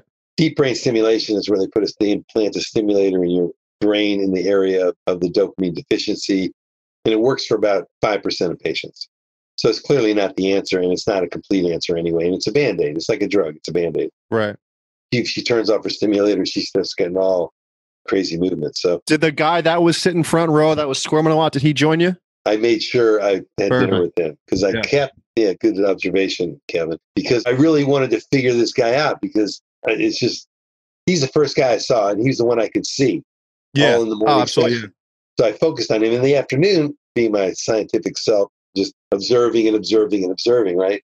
So we were having dinner together. By the way, this guy, when he walked down the hallway, there was nobody within 3 feet of him in any direction, because he was so flailing everywhere. And the history of this guy was he was diagnosed with Parkinson's disease 15. He was probably in the neighborhood of like 55 years old or 60 years old. Wow, that's young. Yeah, he's young. And he was medicated for the last 15 years. And all the medications he was taking, we got this guy who had this continuous flailings and everything, right? So I kept watching him in the afternoon. We got to dinner. We're sitting down. He's at the table right next to me, and he's wiggling and writhing and doing all this stuff. I was sitting next to him, and I just kept being aggravated. I noticed I would be aggravated, which is definitely not how I want to be in life. Right. From having to sit next to this guy and watch him and listen to him.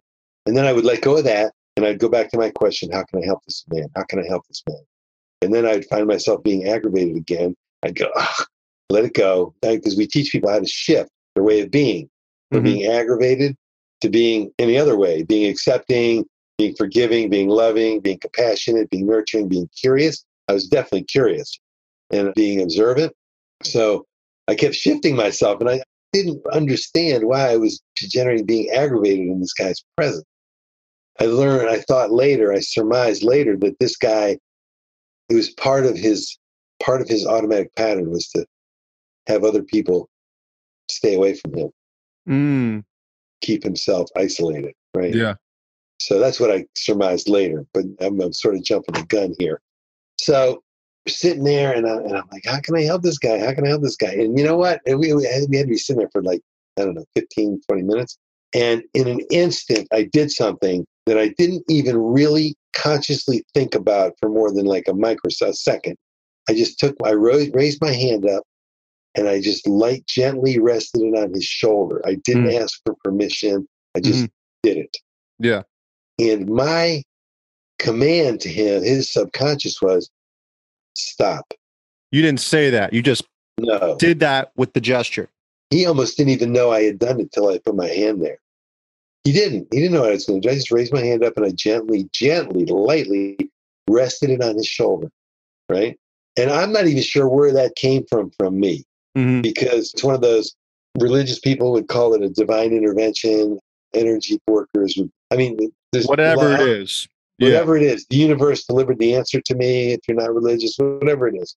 Yeah. But anybody in the world could align with this because it's something that happened instantaneously. It was not premeditated, not thought out. And I put my hand on his shoulder and he stopped all movements. Wow. Like that, instantly. He stopped all movements, right? Wow. So I just left my hand there gently. We were there for 2 minutes. He was telling a story and he just kept telling his story. And my arm started getting a little tired, right? So I wanted to engage with him. So I said, hi, Jim, how does it feel to have your body quiet? How is that for you? By the way, I had no idea where this was going. It's just you're in the middle of the exploration. You got to go with it. You got to create the future vision. You got to create the scenario of how it's going to go, right? So I was creating a future like this hand on shoulder shall stop him, shall stop all movements. And it did. So for whatever reason, I have theories about it. It worked. That's wild. So he answered me. He said, well, I know you've got your hand on my shoulder. So he became aware of that. And he says, I know that I'm not moving. I'm not moving anymore. I'm still. He became aware of that. And he says, and I'm scared. And I didn't expect that. Yeah. I would have expected, wow, this is really fantastic. What did you do? Yeah. How does it work? He's scared because it's gone and it's been there for 15 years, probably, right? Well, what he told me was, well, yeah, it relates to that for sure, Kevin. Yeah. He said to me, I said, well, that's okay. I mean, I'm not going to say, you're scared? Are you an idiot? You wouldn't want to say something like that. Right. I said, oh, that's okay. And so please tell me why you're scared. He says, well, I'm scared that you're going to take your hand away and it's all going to come back, which makes total sense. So my training is, okay, I've got to let this guy know exactly how it's going to go. There is no doubt. That's the way I train people. Look, you're going to get better and there is no doubt. You may not get better later today. You may not get better tomorrow. What if it took you 30 days of practicing something repetitively twice a day for 15 minutes, morning and night, and after 30 days, you woke up after 30 days and you were better, symptoms were gone? Would that be okay with you? See, most people who will fail a few times and they're done. So I needed to make sure that I told this guy exactly how it's going to go the way I wanted it to go and get his subconscious mind to align with me. So I said, well, that's okay. I said, so listen, Jim. I said, when I say listen, Jim, the word listen is really important because listen, Jim, conscious and subconscious. I'm going to take my hand away. And when I take my hand away, you're going to remain still.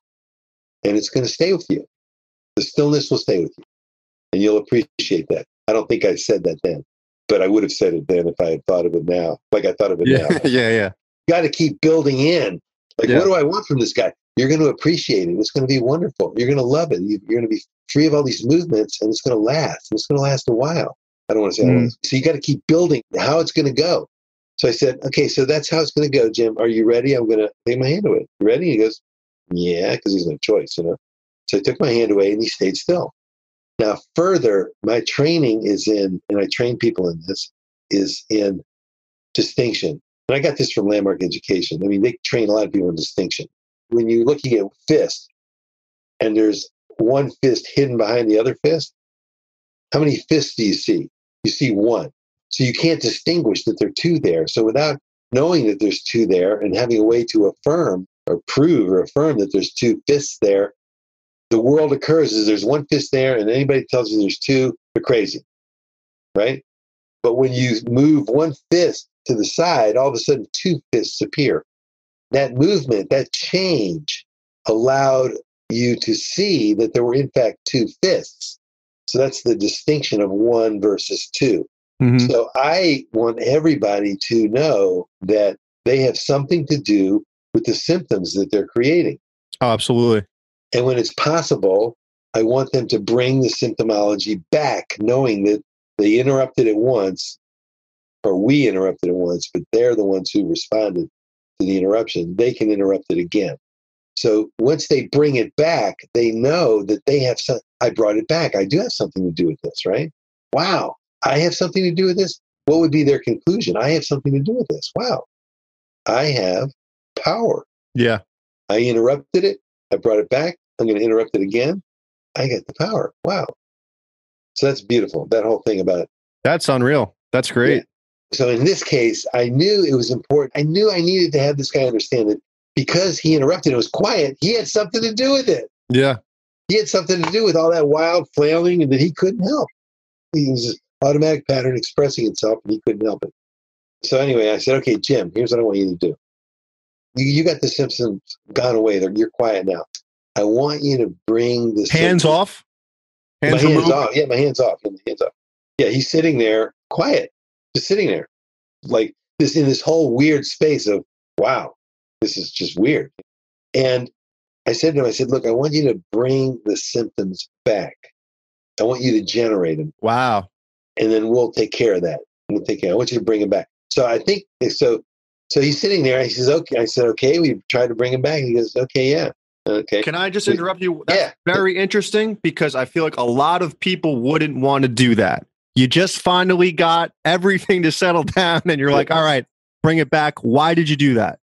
Yeah, that's beautiful, Kevin. You're very astute. I like the way you think. Yeah, I mean, it's like, are you crazy? Yeah.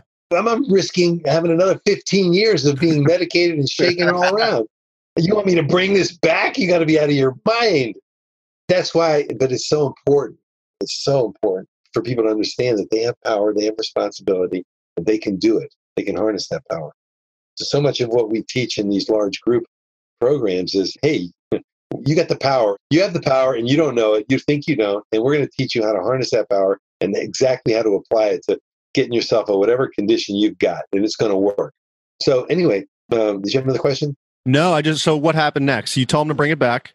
Yeah. So he's sitting there for several minutes. And I said, Jim, what's going on? I want you to bring them back, bring the symptoms back. He says, well, I'm trying to, but I can't. So that was driven by the fear of what we talked about. God, they're going to come back. I'll never get rid of them again. I'll be stuck here for another 15 years before I die with all this crap in a life that doesn't work and blah, blah, blah. So I said, okay, Jim, look, I'm going to go to the buffet and I'm going to get my food, okay? And when I come back, I'd like you to have the symptoms back. That's what I'm looking for, okay? And then we'll take care of it when I get back, right? So I go to the buffet and I'm loading on my plate.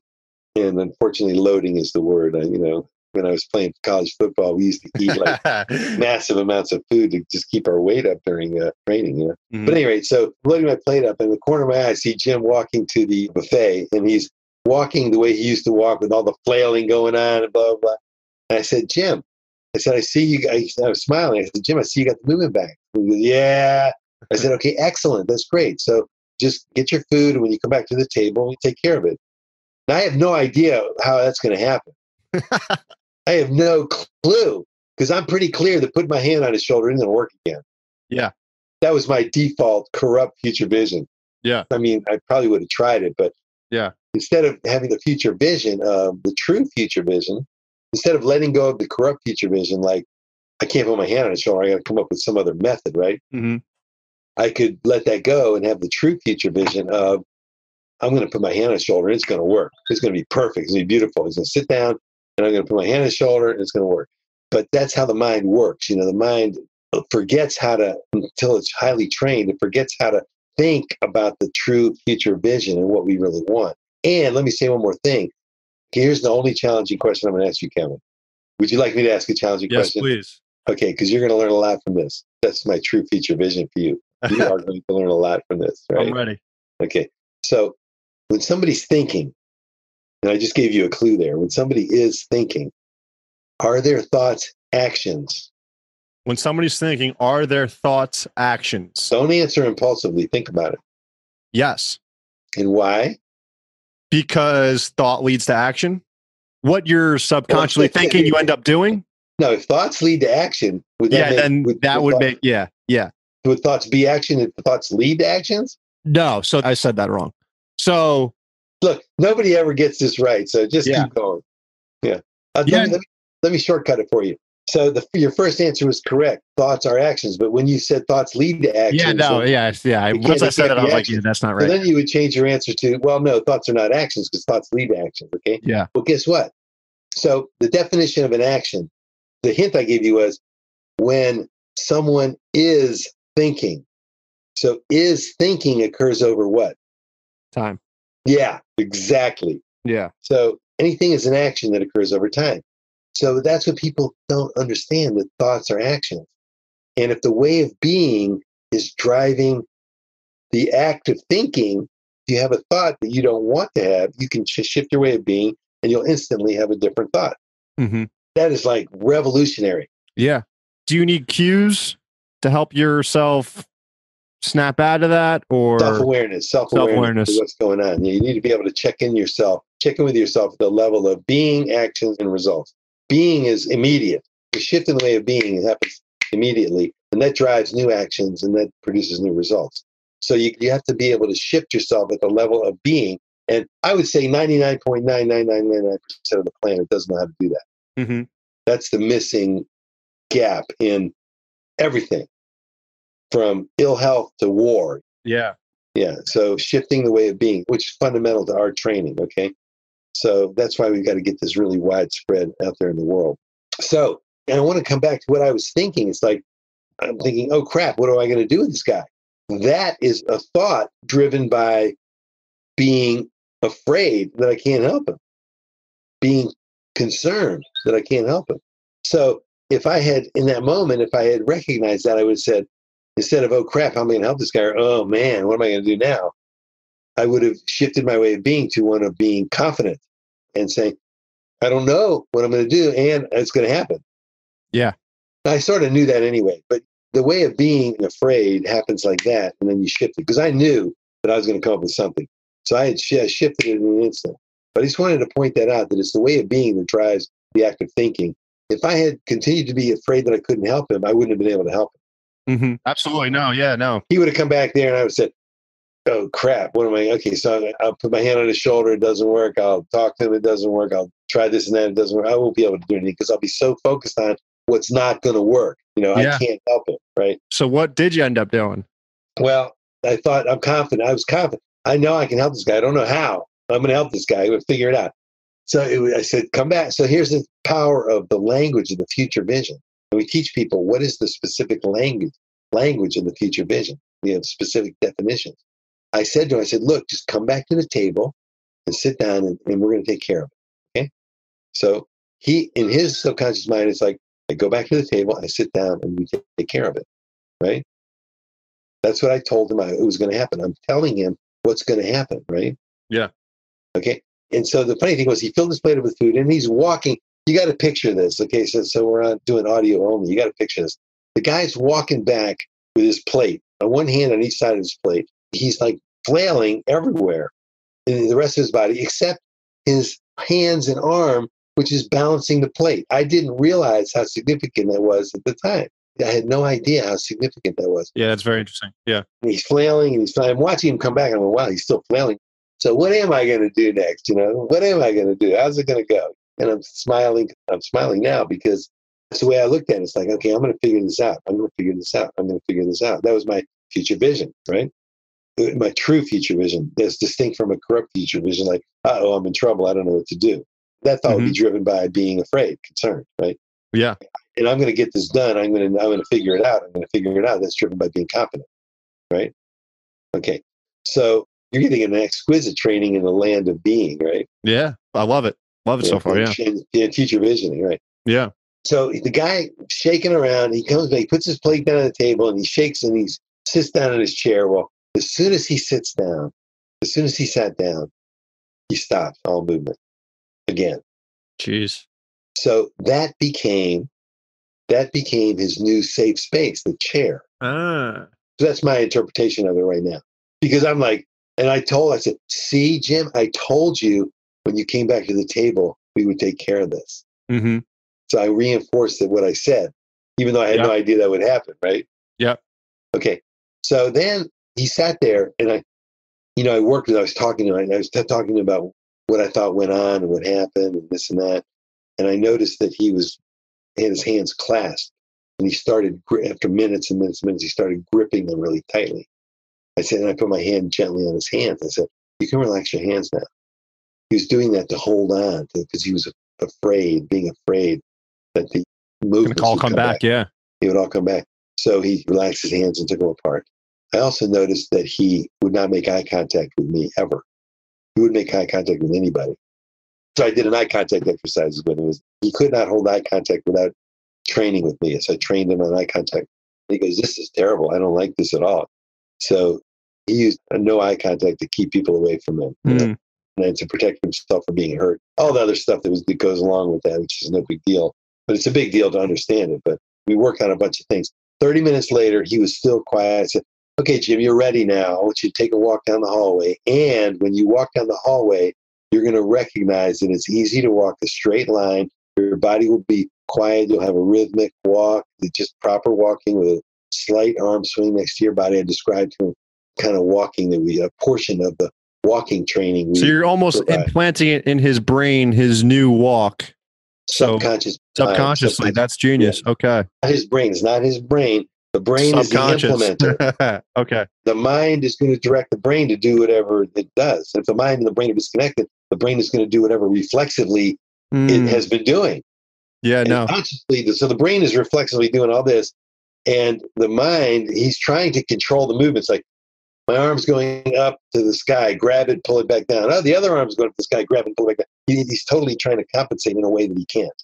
Mm-hmm.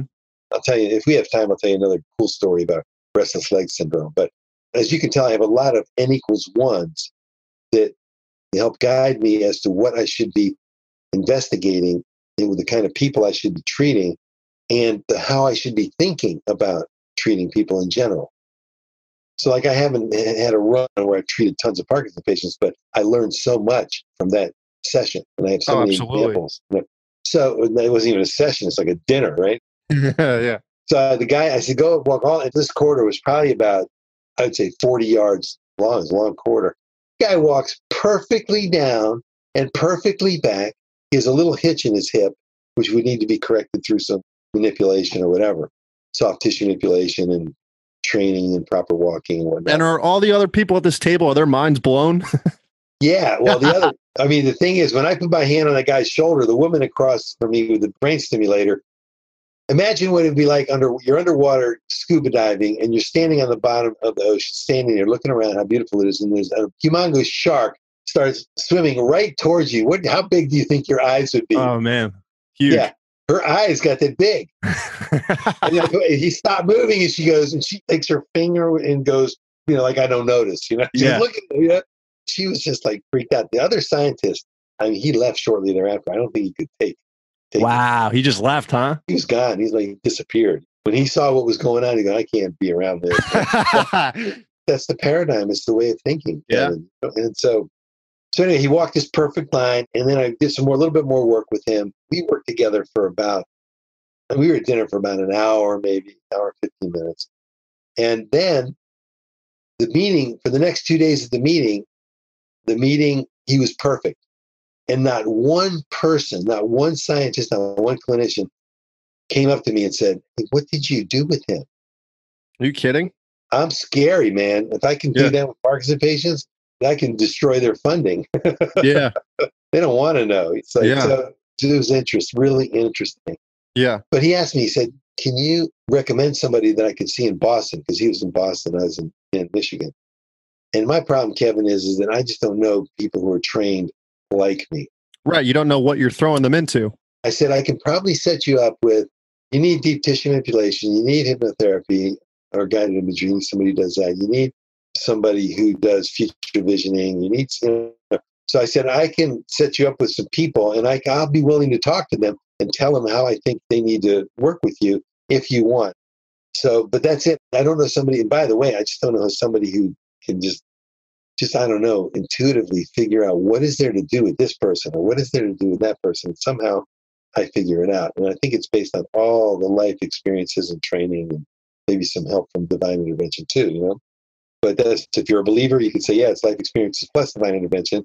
If you're not a religious believer, you can say it's your life experiences plus universal energy. And if you don't believe in any of that, it's just life experiences, intellect, smartness, you know, whatever. Yeah. So I'm open to any one of those options, whatever it is. Yeah. So I went back, and then, which is really interesting, is as soon after, towards the end of the dinner, I was sitting with him alone, and he started telling me about his life because he built up a trust with me, like I helped him. So he said, and he wanted help in a lot of areas. So he told me he's an excessive gambler. He's this, he's that. He's got this addiction. He's got this going on. He just spilled his beans, spilled his guts. I'm like, instead of going, wow, man, you got a lot of crap going on. It's like, yeah, sure. Because you can imagine, I've heard just about everything there is to hear from people. And I said, okay, yeah, well, all of that can be worked with. There's no issue. All of that can be helped, you know? There's no question, even if I don't know how to do it. I didn't say that. Yeah. I have to keep building his subconscious mind to the idea that open up to what's out there to see what we can help. So anyway, at the end of the meeting, I went my way back to Michigan. I flew back to Michigan, and he went back to Boston. And I told him to call me. I didn't hear from him for about a week. So I called him. I said, "Hey, Jim, how you doing? What's going on? I'm just wondering." He says, "Well, I got back home, and I was free of the movements for another day or two. And then after that, they came back." He got back in his environment. Right. Yeah. He got back in his repetitive motion thing. He got back in the same relationship with his wife. And his wife is a nurse, ironically enough. So he didn't have the funds to invest in flying me out there, because at that time I wasn't doing any internet-based action. I was still doing a lot of hands-on at that time because I thought I needed to do that. I didn't figure out how to do hands-off stuff until I started my clinical trial experience with alternative therapies and proved that, I don't want to insult any one-on-one practitioners out there, I proved the less effectiveness of one-on-one alternative therapies compared to an integrative, a truly integrative, seamless approach with patients. So I don't know if you can follow that. Meaning what? Well, first of all, I did a clinical trial with chronic migraine headaches with Paul St. John. And the bottom line was he had in his practice great success with treating migraine headaches. And remember I said that because of anecdotes and stories, we all tend to focus on what happened. It was really great. Like I focus on, if I treated 10 Parkinson patients and one of them reacted like this guy and 9 of them didn't, I wouldn't be telling you about the 9 that didn't. I'd be telling you about the one that did, because it was just amazing that my technique, whatever that was, hand on shoulder lightly, could be effective, right? So Paul said, well, and I was working in a neurology department, and we had a lot of clinicians. We had a migraine center, so we had a lot of migraine patients. And Paul said, well, I've had good luck with migraine patients, so I said, let's do that. Let's do migraine. So he was great. I flew him up from Florida to treat patients. He came up on a Friday morning, and he treated all day Friday, stayed over Friday night, and treated part of Saturday, and then flew back home. And he did that for a long time. I mean, I got to tell you, that guy's amazing. He was fantastic. But what I realized was I had no idea. By the way, it took 6 months for me to get clinicians. I finally had to go to the chair of the department and say, hey, I got none of these clinicians are working with me. All I wanted to do is refer some patients in. Do you think they have some patients that have migraines and need help. I mean, we had hundreds and hundreds of migraine patients running around, you know? Yeah. The interesting thing was, there's so much to this story. It's great, but I can't spend all the time telling you this. I can just tell you that I had to go to the CEO, the CFO, and the chief medical officer of Henry Ford Health System to ask for money to run this trial. And they gave it to me. They just gave it to me. Wow. And nobody gets money that way, generally speaking, right? Yeah. So they didn't give it to me. I had to write a 2-page lay proposal or something, you know. But I went and had conversations with them. I said, look, we have to get in the game. If you want to get in the game and have our health system be a player, it doesn't even have to work. We just got to play. And I think it can work. I told them my story about how I healed. I said, I really believe it can work. But even if it doesn't work, we're in the game playing. We're on the map. Yeah. They went, and how much do you need? I said, I need $75,000. They said, okay, you got it. And they ended up giving me another 75 later. So we had 150,000 to work with, which is what we really needed to get that. So, and then the clinicians would say to me, well, I said, I've got money to do this study. Where are you getting the money from? Well, the senior leadership, CEO, CFO, CMO, chief medical officer, right? They said, they're not going to give you the money. You think they're going to give you the money? I said, have you ever had conversations with either a CEO, a CFO, or a chief medical officer where you asked for something and they said they would give it to you and they never gave it to you? The answer was no. I said, look, I've got the money and it's going into an account. They just didn't want anything to do with me. Yeah. So I was testing a soft tissue manipulation for migraine headache. They're thinking, how can that possibly work? No way that's going to work. This is a brain problem. This is a cellular brain problem. We have drugs that go in there and address that. How is soft tissue manipulation over the whole body going to do anything at all? Are you kidding me, Bob? You must be silly, right? So finally, I went to the chair of the department. He called in a couple of neurologists. He said, look, you guys, cut it out. Just work with this. Give him some patience. No big deal. He's got money. I mean, are we going to have him go back to the CEO and the CFO and the chief medical officer and say, I can't get patients because the neurology department won't give them to me? He says, you got to get over this and give them patients. Yeah. They did. So I thought you might be interested in hearing that. That's funny. Yeah. This is the kind of stuff I was dealing with. So, but the key takeaway from that was we were doing a single intervention. Remember earlier I said you do a single intervention. It's not that likely to be effective across the board because people go back in their lives, they get back into their patterns. What I realized was that this unimodal or one mode of therapy was going to have a problem because these patients were all over the board. I mean, some of them have variable nutritional deficiencies and ways of eating that were terrible. They had different levels of stress and different sources of stress. They had different ways of walking. They had different ways of moving. They had different postural misalignment problems. I mean, they had everything going on. Yeah. I realized that a unimodal therapy is not that likely to be effective across the board in a high percentage of cases. So it had to be multimodal. It had to be a lot of different therapies working together. Because I also learned that sequential unimodal in my case was not that effective because I did chiropractic first, and I did acupuncture, then I did magnets, and I did supplements, and I did stress management, then I did Feldenkrais movement education. I kept going and going and going. And then, so I realized that in my case, sequential multimodal was inefficient at best. Yeah. So I designed a clinical trial in low back pain, right? Where we had 3 groups of patients. We had one group was alternative therapies, a multimodal combination. People got 10 acupuncture visits, 10 chiropractic visits, 10 deep tissue manipulation visits, 5 Feldenkrais movement education visits, and 3 hypnotherapy sessions, right? 38 visits, 34 contact hours. That was my gold group. There's no way people can hold on to their back pain in the presence of that. Okay, so, but we're dealing with serious back pain. They're being referred in by neurologists. They've been through, by orthopedics. They had been through everything already. They were looking for answers and they all wanted to participate. And the second group was conventional physical therapy. And then the third group was a different kind of alternative therapy, which I ultimately adapted to doing in groups later on. And it was done by a practitioner who was not me. I didn't participate in this. They read a hypnotherapy script. They did a little bit of soft tissue manipulation, and they did an acupuncture-like treatment, like an acupressure type treatment. We did this study, and at the end, it was incredible. First of all, we had a hard time getting people to commit to the study because they were going to be randomized to one of 3 groups. 2 of them were alternative and 1 was physical therapy, right? And they had already had multiple rounds of physical therapy. A lot of them said, look, if I get randomized physical therapy. I'm not doing the study, so I'm backing out, right? I don't want to do that again. So a lot of people who had prior physical therapy said, okay, I accept randomization to any one of those three groups. So I get physical therapy, I'll still be in the study. So we had the highest drop rate. We had essentially no drop rate. We had one drop from didn't want needling acupuncture, so they dropped. We had so many people drop because they got assigned to physical therapy. It was incredible. Really? That's an indication that, hey, there's a problem with physical therapy. People don't really want it. For a certain percentage of people, I'm not saying it doesn't work across the board. I'm saying that for a certain percentage of people, it didn't work and they don't want it. Right? Mm-hmm. And physical therapy is the first line of intervention for chronic pain, back pain, neck, hip, shoulder, knee, you name it, right? So we did the study. We got enough people in the study. We randomized everybody, did the study, and it's really interesting because when we looked at pain reduction, pain management, right? And what I would hope is that people would move away from the words pain management, but we looked at pain management, okay?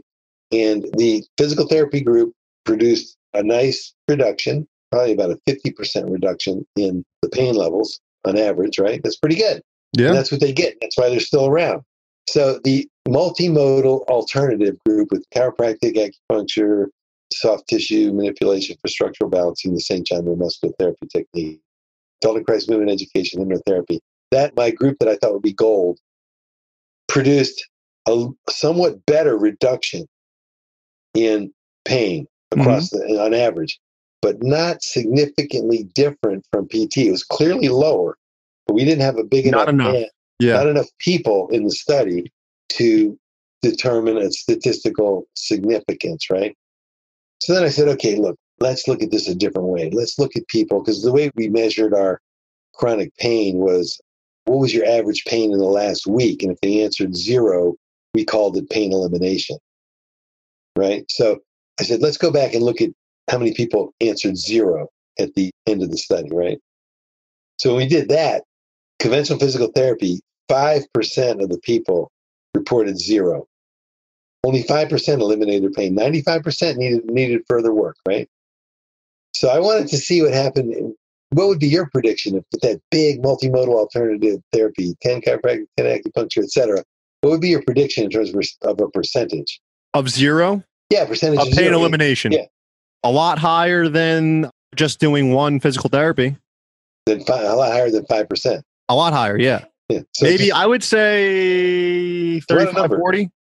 Okay, yeah. I was anticipating 50 to 70. Yeah. So in 35, 40, that would be a great number. It's a conservative prediction, Yeah. Based on what you know about therapy and all those therapies, you'd say, well, 30 to 40 would be a really, really great elimination rate. And it would be. So when we analyzed the data, we got 16%. Wow. That blew my mind. I said, my gosh. And these are great people. Great chiropractor, great neuromuscular therapist, great acupuncturist, a certified hypnotherapist, PhD Feldenkrais movement educator, great practitioners. But we didn't have any meetings and we didn't talk about integration. So they all did their thing and we mixed up the treatment. So they were all mixed in. Like one week they got this, and this. The other week they got that. And the next week they got that. And next week they got this, whatever. We mixed them all up. So that blew my mind. Like when I treat people for chronic back pain, I'm probably conservatively 90% effective at eliminating the pain, helping them. I mean, yeah, correct. You're not staying in business too long if you're getting 16%, 30% better. Right. Yeah. Well, 30% would be pretty good when you had 3 rounds of physical therapy. You got to take into account, we can't minimize the fact that there was pain reduction and people were feeling better. Better, but not eliminated. Yeah. Yeah. From the PT and from the multimodal alternative group. You can't minimize that. They felt better, and that's why they're all around. That's why they're still around. So I said to myself, okay, I'm greater than 90% effective eliminating chronic back pain when I treat people one-on-one. So I could take a group of people and teach them what they need to learn and demonstrate what they need to do to get themselves out of pain, which is how it has to happen anyway. People have to become their own healers. Absolutely. We have to guide them in how to heal. So then that's when I got the idea we should go into one of our corporate clients. So we went into Chrysler. We did a pilot program with them. We took 100 people. We did a randomized controlled study, which is great. We recruited. We used Chrysler's email system. We sent an email. Hey, if you got chronic back pain, fill out this eligibility survey. We had 3 weeks. We had over 650 applicants. And of that, about 298 were eligible. We randomized those 298, 100 came into the program. The rest were non-treated controls. They could do whatever they wanted to do to get out of pain, right? And in our program, which was a multi-session in-person program, hands-off, over the course of about 6 months, we met 2 hours every other week, okay? And we gave them audio tracks, guided meditation audio tracks to listen to, videos to watch, instruction manuals, everything they needed, and demonstrated from the stage what they needed to do when they went home. At the end of that program, in the control group where they could do whatever they want, PT, acupuncture, chiropractic, massage, injections, whatever, 0% eliminated their chronic back pain. So nobody got any better in that group. In our group where we did the program, 55% eliminated their back pain. Wow. And that was all hands off. Hands off, yeah. We did some demos. We'd bring one person up and we do a demo with the person. Right, you have to. Yeah, because we found out how people were doing things incorrectly, so we bring them up and they do it. The group see how they did it correctly, and we would correct them, and it served as a correction for the whole group. So yeah, so that was dramatic. That's very impressive. That's amazing. It's never been done. Nobody's ever reported data like that. So anyway, so that was the beginning of running group programs. So I ran group programs for 6 years at Chrysler, Dow Chemical, Blue Cross Blue Shield Michigan, Henry Ford Health System, New Hope Missionary Baptist Church. My boss at the time, Dr. Kimberly Dawn Wisdom, a fabulous person, just so supportive of me and my efforts. She had the idea to take it into church. So we did a study at the New Hope Missionary Baptist Church. That was very fascinating because it was a pure African American population compared to, let's say, Dow Chemical was mostly Caucasian, right? Same with Chrysler. So we could actually compare how the two groups did against each other, right? And we had to use paper surveys because there was not enough computer expertise to do the computerized surveys that we were doing with the other groups. So we did the paper surveys. And what was really fascinating was that group was so good, the African Americans in New Hope Missionary Baptist Church, they as a group did equally as well as the other groups at Dow and Chrysler, right? Which was fantastic. It showed us that what we are teaching is applicable across all ethnic backgrounds, socioeconomic, gender, and everything. So job type too. We had all kinds of different people with different jobs.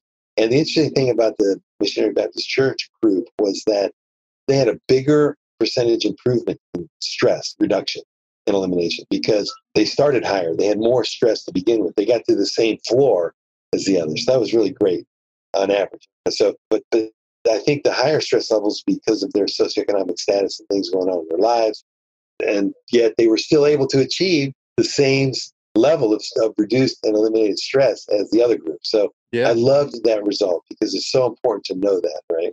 So I did all these groups, and we collect data on pain reduction and elimination, anxiety reduction, elimination. We always do reduction and elimination now in everything.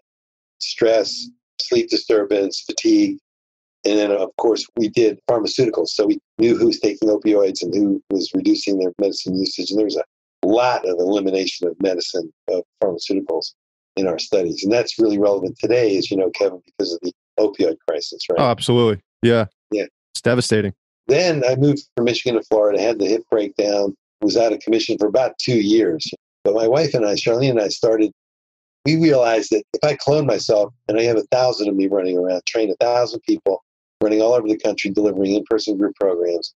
In 5 years, maybe we could help 1 million people, right? Maybe. Yeah. Who knows? Maybe not even. So that's not enough. For me to train 1,000 people is a lot. Just to do that would take a lot, right? So we said, let's go online. Let's figure out how to go online, the chronic pain relief program.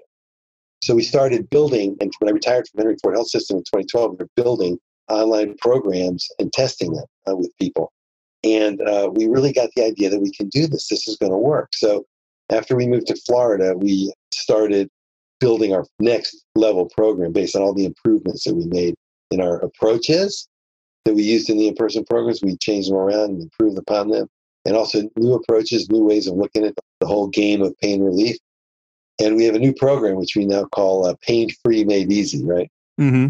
And we're building it now. We have a team of people together, a great team. We may have funding from a private philanthropy organization, which is going to really move this thing forward fast. And our goal is to spread it out there. Our first targets are large self-funding companies that pay for all the health care of their employees, they pay for every visit, they're at risk. They're not paying a premium to an insurance company. They're at risk for payments. It's like somebody who has a high deductible plan. If they have a $8,000 deductible plan, they're at risk for the first $8,000. So they're the payer for the first $8,000. Yeah. By the way, individuals have become payers. Used to be payers were employers or even individuals years ago with deductibles of $500. That's not a payer. Yeah. Here's my $500. Let me go to the doc. Yeah, that's a whole issue in itself right there. Yeah, so individuals have now become big-time payers. $5,000 deductible, they named $8,000 deductible. I had a $12,500 deductible plan for a while, and I was paying $1,100 a month in premiums. So I was at risk for $24,000 before my insurance company paid me a dime for anything. That's unreal. It was just terrible. Yeah. So I found a company called Liberty Health Share. I just want to put that out there so people can look it up if they want to. I highly recommend they do. Or any organization like that, like MediShare, and there's others, they're biblical sharing. It's for people who have a certain lifestyle, a certain way of doing things. Check it out. It's an alternative to, if you're paying for your own health care, you got some high deductible, check that out. libertyhealthshare.org, they can find it out. I actually have to get going in a little bit. So, Dr. Bob, where can people find you? Where are you located? What's your website and other ways people can find out more about you? Great. Okay. Thanks for asking that. And it's great to wrap up now because it's good for me also. First of all, if somebody wants to get a treatment from me and they're not in Florida, they're not in West Palm Beach area in Florida, and they want to do it over the internet, I have a very effective way of delivering that. They can either text me or email. So I'm going to give my cell phone number for texting information. It would be area code 248-342-7555. Area code 248-342-7555. If they want to email me, they can email me at drbob@cwrnow.com. I'll spell that. It's Dr. Bob, DRBOB, at CWRNOW.com. And they can also go to our newly revamped website at www.stressandpainfreeliving.com. All one word, stressandpainfreeliving.com. And just to summarize, I do one-on-one treatments over the internet. I do free consultations for somebody who wants to see if I can help them, or if they just want some consultation for what they should be looking to do. They can text me and ask me if I'll give them a consult. I'll answer them, and we'll set up a time to do that. We also are still doing in-person programs for the payers of healthcare, whether it's a large self-funding company or whether it's a health insurance company or a government agency who are paying for all the care that their employees are getting. We're doing in-person group programs that Charlene and I and our team lead. We've got that down, very refined, very shorter time frame, less contact hours. It's really quite effective and affordable, and we can do that anywhere in the country. And the other thing we're looking for is we want large companies or large institutions who are self-funding payers of healthcare to participate. We're offering one free online program, Pain Free Made Easy, up to 300 of their employees. Okay, so if they're interested in that, they should if there's anybody listening to this who is part of a large institution that self-funds for healthcare, and they want to get this free pilot program of Pain Free Made Easy for 300 of their employees, please contact me. I'd love to discuss that with them. So I think that covers the gamut, Kevin. Beautiful. Dr. Bob, thank you so much for coming on. That was a really amazing episode. I really appreciate you sharing everything. That was great. It was great to be here with you, Kevin. Thank you for the opportunity. Thank you, everyone, for listening. If you enjoy the podcast, subscribe, give us 5 stars, and leave a review. It really helps boost the podcast and spread the good word. My chiropractic practice is located in West Orange, New Jersey at Montclair Upper Cervical Chiropractic. You can also find us on Facebook at Montclair Upper Cervical Chiropractic. All of my information is on my website at drkevinpecca.com, drkevinpecca.com. You can subscribe to my YouTube channel at Dr. Kevin Pecca for podcast episodes, patient testimonials, and educational videos. I have daily affirmations and inspirational quotes on Instagram at Easel Affirmations. EASEL affirmations. And if you have any questions, feel free to email me at drkevinpekka@gmail.com. drkevinpekka@gmail.com. Thank you, everyone, and have a great day. Cheers.